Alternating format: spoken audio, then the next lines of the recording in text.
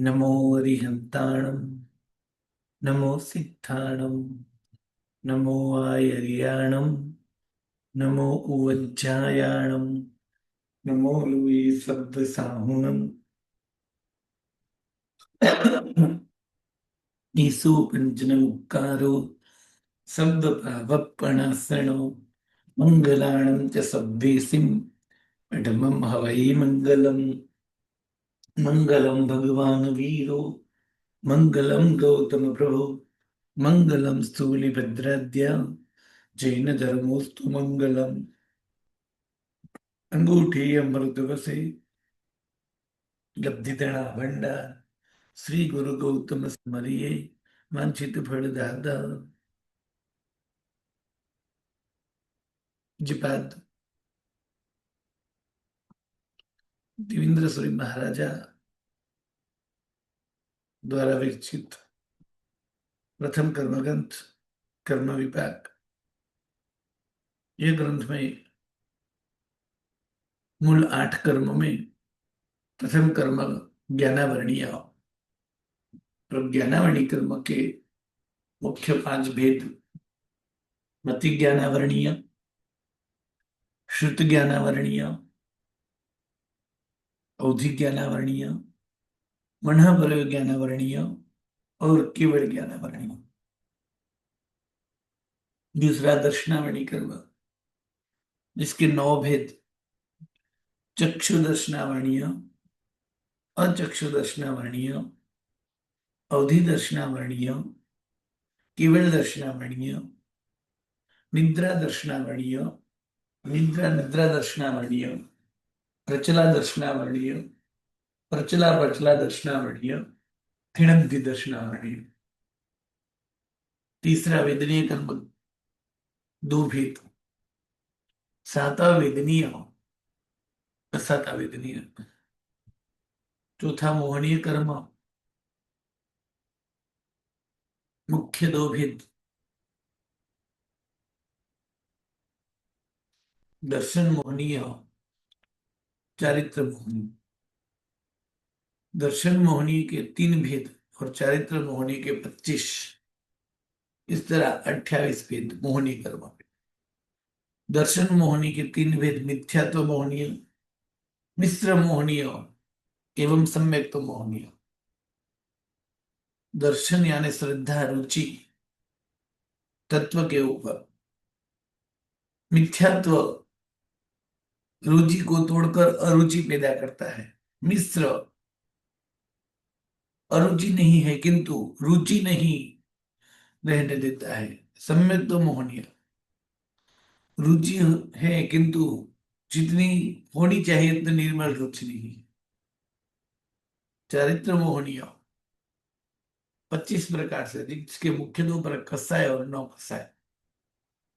अनंत संसार का लाभ कराए वह चारित्र मोहनीय, और कसाय को प्रेरित करे, कसाय के साथ रहे, परंपरा से कसाय उद्दत करे और कसाय से थोड़े निर्बल कसाय वो 9 कसाय। कसाय के 16 भेद अनंतानुबंधी क्रोध मान माया लोभ, अप्रत्यक्ष हानि क्रोध मान माया लोभ, प्रत्यक्ष हानि क्रोध मान माया लोभ, संजलन क्रोध मान माया लोभ, अत्यंत तीव्र क्रोध मान माया लोभ, अनंतानुबंधी जिससे सम्यक्त्व का नाश, नरक गति एवं जीवन पर्यंत जो रहता है। अप्रत्यक्ष हानि कसाय देश वीरति का नाश, तिर्यंच गति वर्ष तक रहता है ऐसा तीव्र कसाय। प्रत्यक्ष हानि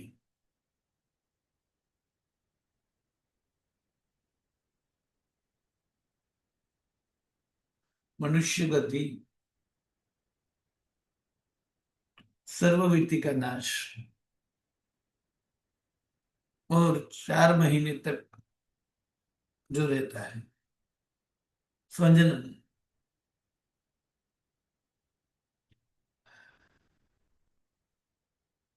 देवगति। यथार्थात चारित्र का घात।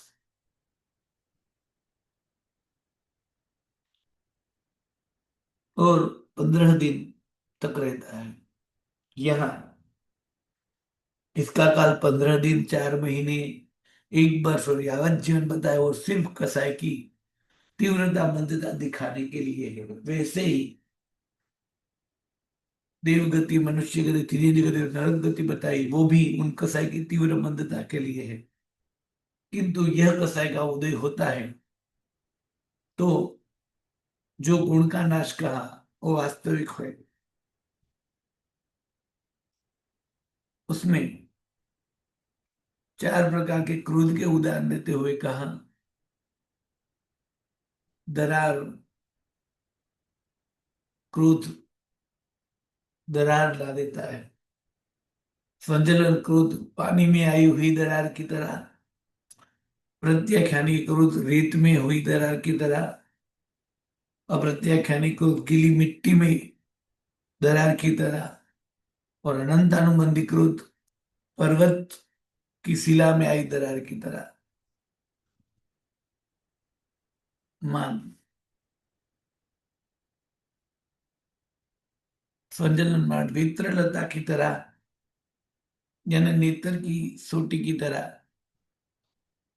बेत की सोटी की तरह, प्रत्याख्यानीय लकड़ी की तरह, अप्रत्याख्यानीय हड्डी की तरह, और अनंतानुबंधी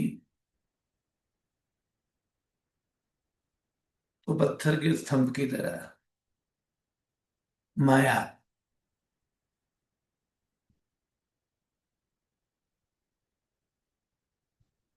बांस के छिलके की तरह, संजलन गौमूत्र की धार की तरह, प्रत्याख्यानीय मेंढे के सींग की तरह, अप्रत्याख्यानीय एवं बांस के मूल की तरह, अनंतानुबंधी। लोभ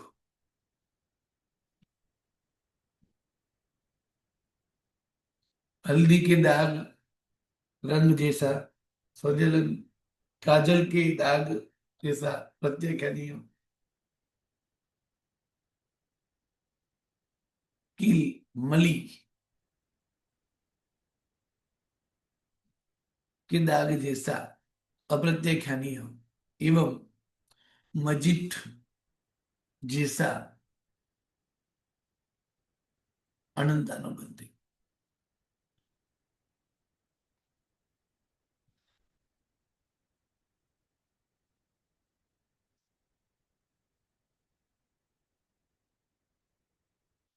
नौ कसाय। नौ का अर्थ है जो कसाई से थोड़े कम प्रभावशाली है, यानी निर्बल कसाई। नौ कसाई का अर्थ है कसाई के साथ रहकर कसाई की तरह फल देने वाले। नौ कसाई का अर्थ है कसाई को प्रोत्साहित करने वाले। और नौ कसाई का अर्थ है परंपरा से कसाई के कारण बनने वाले। हास्य, हंसी आना, हंसी आना, कोई भी निमित्त से या बिना निमित्त हास्य आदि का आना, जैसे जोक्स वगैरह सुनकर, ऐसे कुछ चित्र वगैरह देखकर, ऐसी कुछ नाटक वगैरह देखकर हास्य आना वो कारण से हुआ। और बिना ही पहले कोई घटना हो गई उसका स्मरण होने से हंसी आना वो अभ्यंतर कारण हो गया। प्रति, जिस कर्म के उदय से अनुकूल सामग्री आदि मिलने पे उस पर प्रीति भाव पैदा हो जाना, उसे रति कहते हैं। जिस कर्म के उदय से अनुकूल सामग्री के बजाय प्रतिकूल सामग्री या व्यक्ति मिलने पर उसके प्रति उद्वेग, अप्रति हो जाना, उसे अरिति कहते हैं। भय, जिस कर्म के उदय से निमित्त मिलने पर या तो बिना निमित्त से ही भयभीत हो जाना, डर जाना, उसे भय मोहनी कहते हैं। वैसे कई सारे भय जीव को रहते हैं।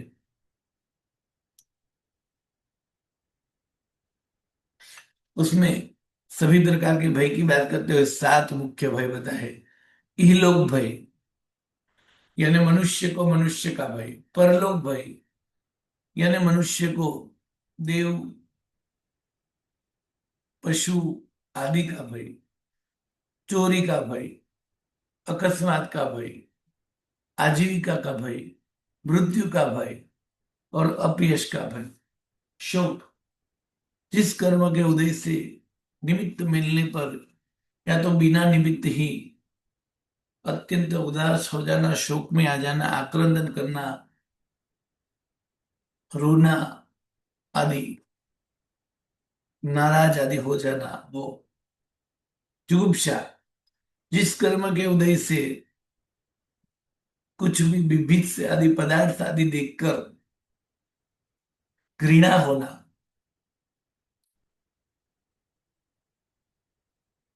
उसे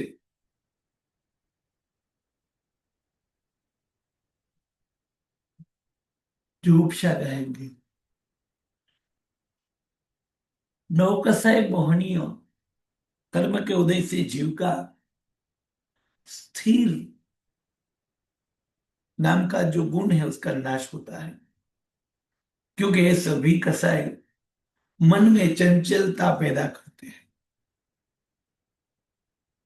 हास्य मोहनीय कर्म गंभीरता गुण को नाश करता है और हास्य पैदा करता है। रति मोहनीय उदासीनता गुण का नाश करता है और रति, प्रीति, हरख, हर्ष आदि पैदा करता है। अरति सहजानंद गुण का नाश करता है और अप्रीति उत्पन्न करता है। शोक अशोक अवस्था का नाश करता है एवं शोक पैदा करता है। प्रिय व्यक्ति या प्रिय वस्तु, चीज का वियोग होने पर, यानी प्रिय व्यक्ति बिछड़ जाने पर या तो प्रिय वस्तु दूर हो जाने पर, उस वस्तु के व्यक्ति की याद में रोना, माथा पटकना, पैर पटकना, आंखों से आंसू बहना, उदास हो जाना, ये सब शोक मोहनी का। निर्भयता गुण का नाश करके जीव को भयभीत करता है। भय मोहनी कर्म अनेक प्रकार के भय हैं, जिसमें मुख्य सात बताए। मनुष्य को दुष्ट मनुष्य का भय, उसे बोलेंगे इहलोक भय, यानी मनुष्य को दुष्ट जो व्यक्ति है उससे डर लगता है, तो दुष्ट व्यक्तियों का डर होना कि ये मुझे कुछ कर देंगे आदि, तो उसे बोलेंगे इहलोक भय।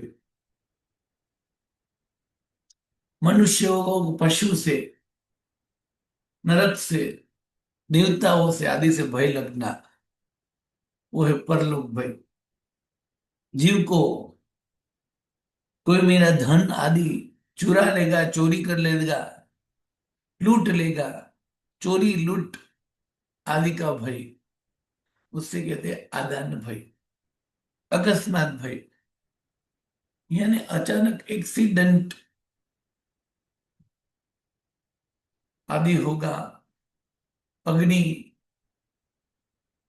का उत्पात होगा, पानी की बाढ़ आएगी, तूफान आदि आएगा, उन अकस्मात एकाएक भयानक बनने वाली घटनाओं का भय, अकस्मात भय, आजीविका भय, यानी जो उसे जीवन जीने के लिए धन मिल रहा है, उस नौकरी, जॉब, धंधा, व्यापार यदि रुक जाएगा, फेल हो जाएगा, उसमें नुकसान चला जाएगा, तो उसका भय।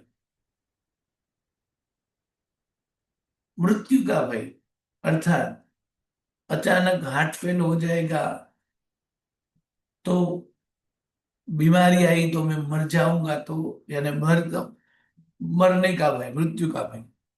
और अपयश का भय, यानी जगत में मेरा अपयश होगा तो, मेरा नाम बदनाम होगा तो, उनका भय। ऐसे कई सारे भय जीव को सताते हैं, भय मोहनी कर्म के उदय से। जुगुप्सा मोहनी कर्म, अजुगुप्सा स्वभाव को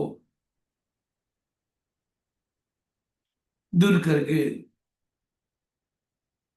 जुगुप्सा पैदा करता है। जुगुप्सा मोहनी यानी तिरस्कार वृत्ति पैदा करता है,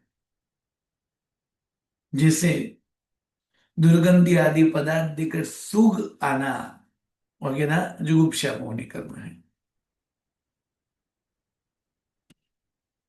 और तीन वेद, पूरी सिद्धि तदु भयम, पै अहिला सो जब्बसा हवै सो, थी नर नर नपो योधो, फुम फुम तण नगर दासमो।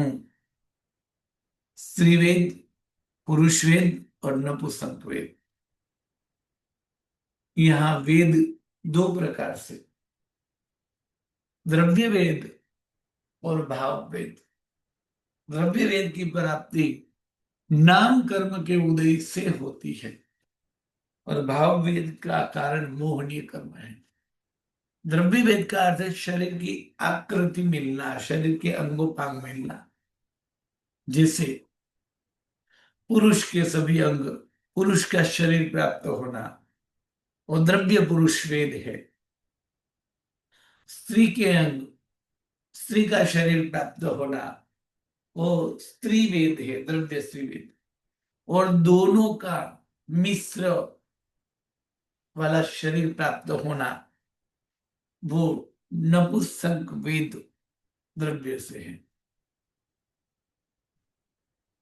जबकि भाव यानी उसमें ऐसा मोह, आसक्ति, विकार, वासना, काम, राग उत्पन्न होना, उसे भाव वेद कहेंगे। तो स्त्री वेद, पुरुष वेद और नपुंसक वेद। तो पुरुष वेद अर्थात स्त्री के प्रति आकर्षण, राग, भोग और काम वासना का अभिलाष होना, उसे बोलेंगे पुरुष वेद भाव से। जीव का मूल स्वभाव है अवेदी, किंतु मैथुन की इच्छा होना, भोग की इच्छा होना, उसे वेद कहा जाता है। तो पुरुष वेद अर्थात जिस कर्म के उदय से पुरुष को स्त्री के साथ मैथुन सेवन की इच्छा होना, स्त्री देखकर आकर्षित होना, राग होना, स्त्री अच्छी लगना, उनके प्रति काम विकार जगना, वो है पुरुष वेद। स्त्री वेद तो जिस कर्म के उदय से पुरुष के प्रति आकर्षण होना, कामराग उत्पन्न होना, मिथुन की इच्छा होना, उसे बोलेंगे स्त्री वेद। और नपुंसक वेद यानी उभय, दोनों के प्रति कामराग उत्पन्न होना, दोनों के प्रति भोग की इच्छा आदि होना, उसे नपुंसक वेद कहेंगे। और ये भोग की इच्छा, मैथुन का सेवन, ये आग है। भोग तृष्णा वासना ये आग समान है, और ये तीनों वेद में जो वासना उठती है वो वेद का उदय है। तो यहाँ कहते हैं तीनों वेद का उदाहरण देते हुए कि पुरुष वेद का भाव जो है और वो वासना जो है उसकी आग तृण के घास की अग्नि की तरह है। तृण घास की अग्नि जैसा होता है वो।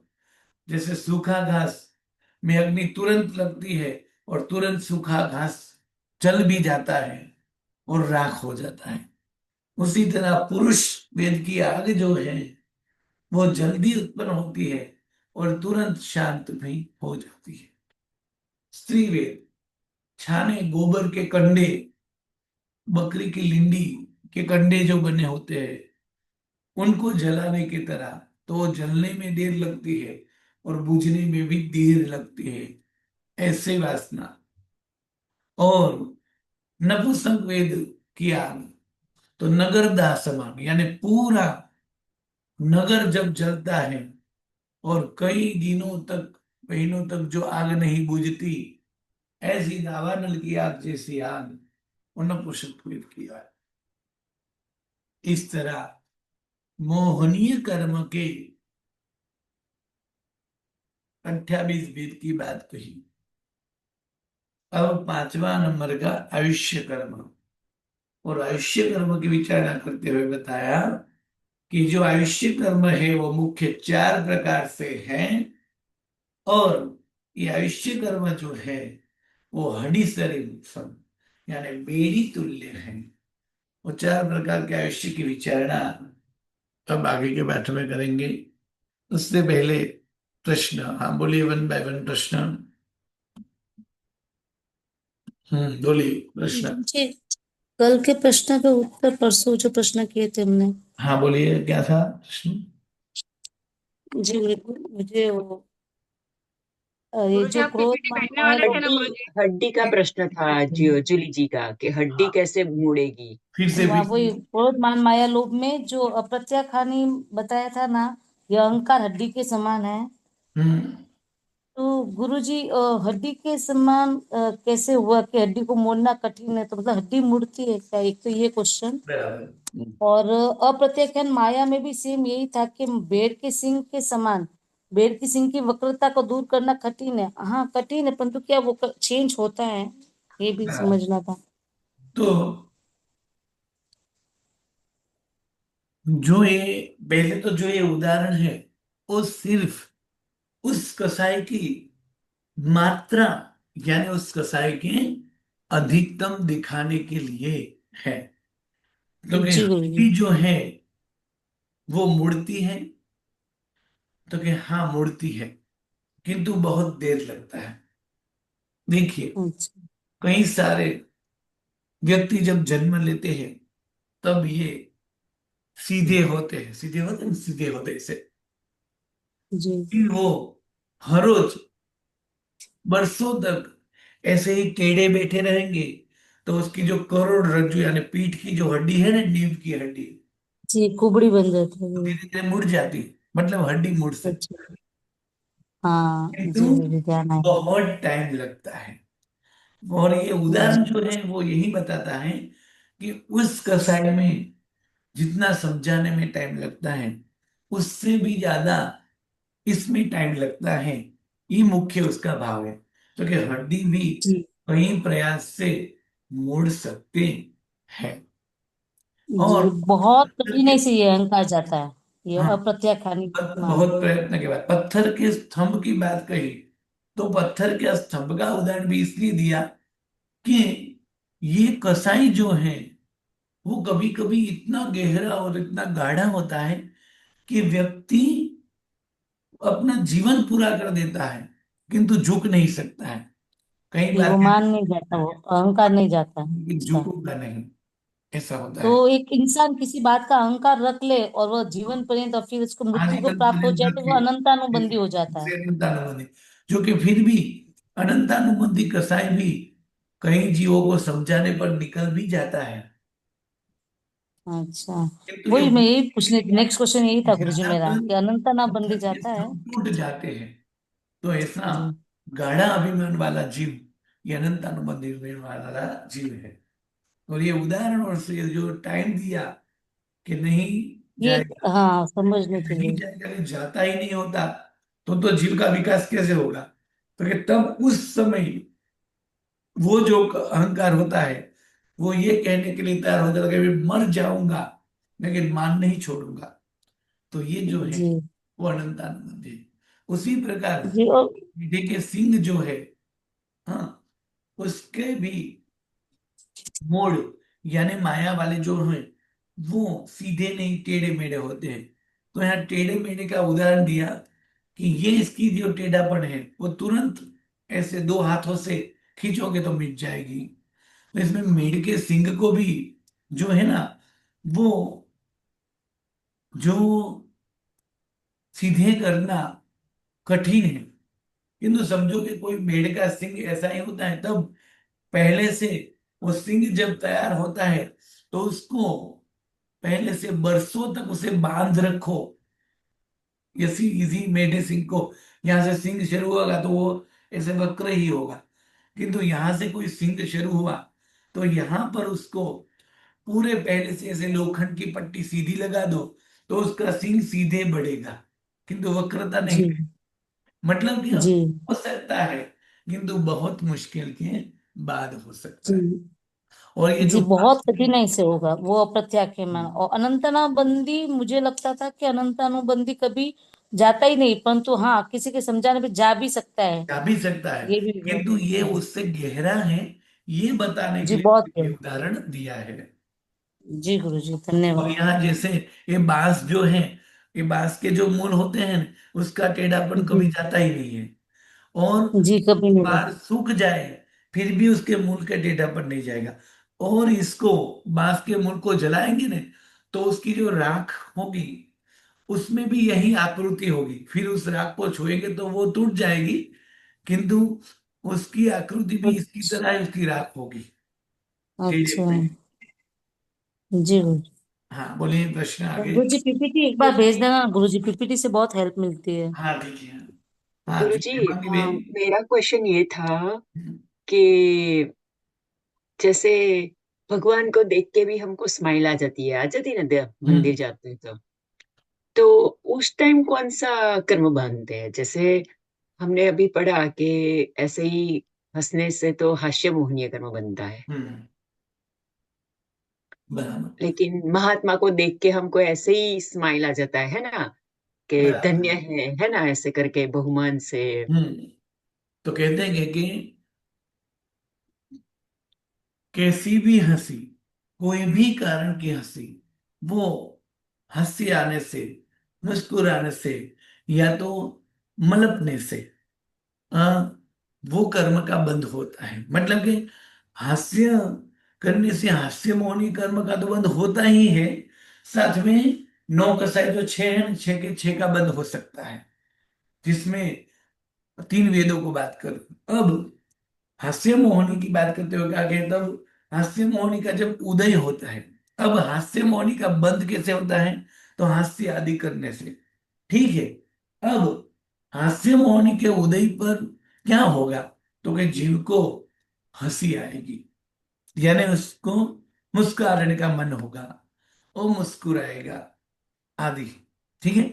अब मुस्कुराहट जो है वो कर्म के उदय से ही है, किंतु जितना जिसका कर्म का जो उदय है वो जितना कम, उतनी उसकी मुस्कुराहट प्रशस्त होती जाएगी। मतलब कि हमारे पास जो सभी प्रकार के योग है वो या तो शुभ होते हैं या तो अशुभ होते हैं। और शुभ और अशुभ दोनों में से निकलकर आत्मा फिर शुद्ध की ओर प्रयाण करता है। यानी हमें शुद्ध होना हो, मुख्य हमारा ध्येय है।